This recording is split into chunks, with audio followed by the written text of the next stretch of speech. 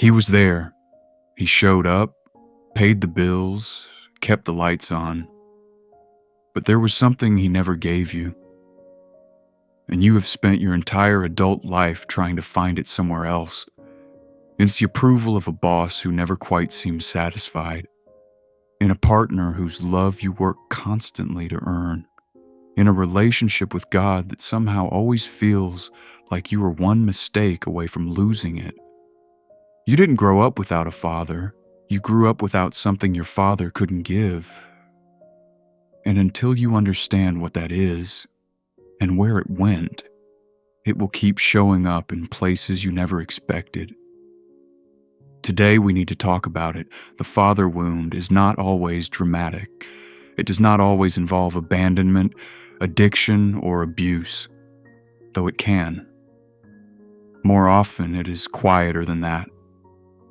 It is the father who was physically present, but emotionally unreachable. The father who showed love through provision, but not through words.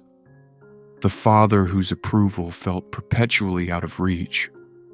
Not because you were bad, but because he simply did not know how to give it. The father who was there and somehow not there at the same time. And the child who grew up in that environment learned something without anyone ever saying it out loud. That love is something you earn.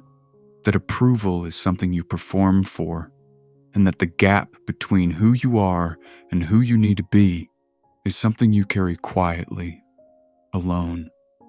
In psychology, the father plays a specific and irreplaceable role in a child's development, distinct from and complementary to the role of the mother.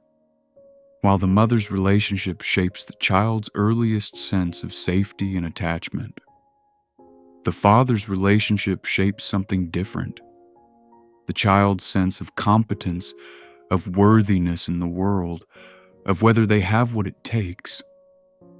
The father is often the child's first encounter with external approval, with the experience of being seen, evaluated, and affirmed by someone whose gaze represents the wider world.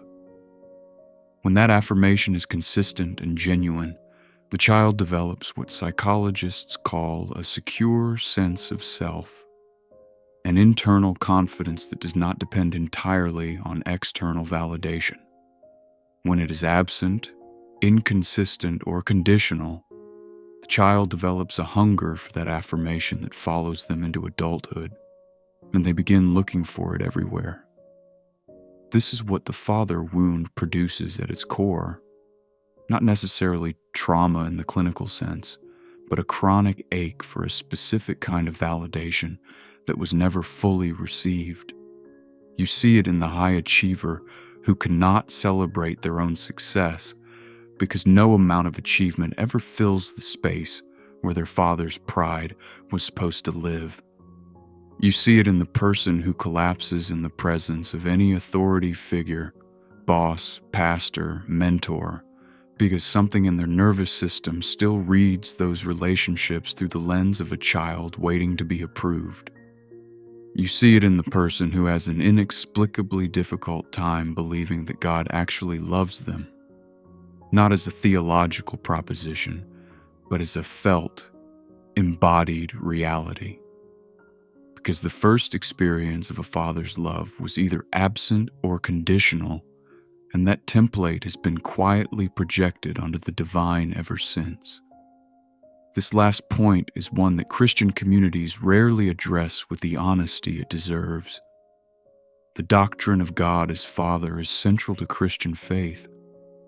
But for the person carrying a significant father wound, that doctrine can become almost inaccessible. Not because they don't believe it, but because the word father itself is loaded with a specific emotional history. When they hear God is your father, their nervous system does not hear unconditional love, warm presence, and complete acceptance. It hears something closer to what they experienced, a love that requires performance, a presence that is unpredictable, an approval that is always just out of reach. And so the very language meant to comfort them becomes a subtle source of pain. Psalm 68:5 describes God as a father to the fatherless. The Hebrew word used, AV, is the most intimate word for father in the language, not a formal title, not a distant authority, a present, personal, attentive presence. And the verse does not say God becomes like a father when your earthly one was perfect. It says he is a father to the fatherless, to those for whom that word has been marked by absence, by silence, by the specific ache of something that should have been there and wasn't. If this is naming something you've carried for a long time without words for it, subscribe to this channel. Every week I create content at the intersection of psychology and Christian faith. I don't want you to miss what's coming. So what does the father wound look like in adult life beyond the obvious cases? Because most people who carry it do not recognize it by name. They only feel its effects, scattered across different areas of their life, never quite connecting the dots back to the same source. It looks like a pattern of seeking approval from authority figures with an intensity that goes beyond the professional. A need to be seen, validated, and affirmed by those in positions of power that feels less like ambition and more like hunger. It looks like a particular difficulty receiving criticism from men, a disproportionate emotional response to disapproval that takes much longer to recover from than the situation seems to warrant. It looks like an inability to rest without guilt, a chronic sense that you must keep producing, achieving, proving, because somewhere beneath the surface, you still believe your value is tied to your output. It looks like a complicated relationship with masculine authority in general, either idealizing it or resisting it reflexively, often swinging between the two. And it looks like a very specific kind of loneliness that is hard to name. The loneliness of someone who grew up in a house where a father was present, but whose inner world was never truly known by him, who learned to perform rather than to be, who understood from an early age that certain parts of themselves were not safe to bring into the relationship, and who now, decades later, still carries those parts quietly, still waiting somewhere beneath the surface for permission to be fully seen. Healing the father wound does not begin with forgiving your father, though forgiveness is part of the journey. It begins with something more foundational, with naming what actually happened. Not the dramatic version, not the version where you exaggerate or minimize, but the honest account of what was present and what was missing, what you received and what you needed and didn't get. This naming is not blame, it is clarity, and clarity is the beginning of every real healing process. The story Jesus tells in Luke 15, the prodigal son, is, at its center, a story about a father. And what is remarkable about that father is not just that he forgives the returning son, it is how he does it. He sees him while he is still a great way off. He runs to him. He does not wait for the son to complete his prepared speech of contrition. He interrupts it with an embrace. He restores him publicly, completely, and without condition. This is the father that the father wound leaves people unable to believe in. Not because the theology is wrong, but because the emotional template is broken.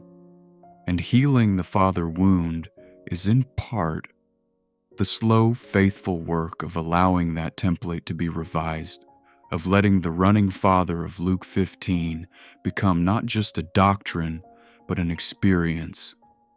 If what we've talked about today is something you want to go deeper with, I created a structured 7-day journey to help you calm your mind and begin working through the patterns your nervous system has been carrying.